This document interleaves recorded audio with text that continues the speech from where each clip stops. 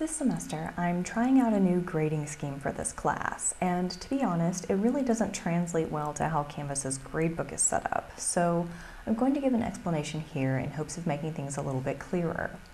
Before I get started, however, I want to say up front that I reserve the right to change this scheme up a bit if it doesn't seem to be working how I want it to.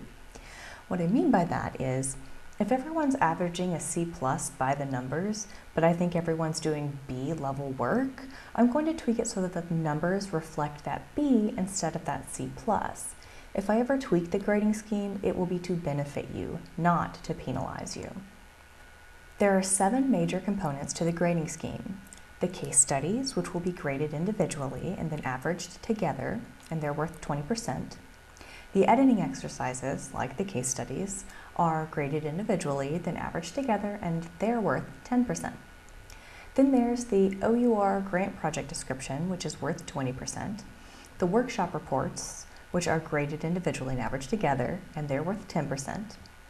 There's the Scientific American article, worth 25%, and the course reflection, worth 5%, and the TED-style talk, worth 10%. You'll notice that there's no participation grade. That's because there's no class to come to, and I expect you to turn in all of your assignments. There will be a few assignments, however, that I didn't mention above that are pass-fail assignments. Mostly these will be drafts and smaller parts of the bigger assignments. You won't get a number grade on these assignments, but if you fail more than 2, you will risk losing 5% being deducted from your final grade. Don't get too spooked though. If you turn in the assignment and meet basic requirements, you'll pass. So the only thing that's really different is the pass-fail components. Those are mostly designed to ensure that you actually turn in your drafts, and so that you're not penalized for a draft being, well, a draft. I don't want to grade a draft the same way that I'd grade a final product, so essentially, I'm not going to grade the draft. If you do it, and you get feedback. If you don't do the drafts or those other assignments, or you don't meet the minimum requirements, you run the risk of receiving a penalty to your final grade. That may sound kind of harsh, and it kind of is, but that's your incentive to make sure you don't drop off the face of the earth, which can happen kind of easily in online classes.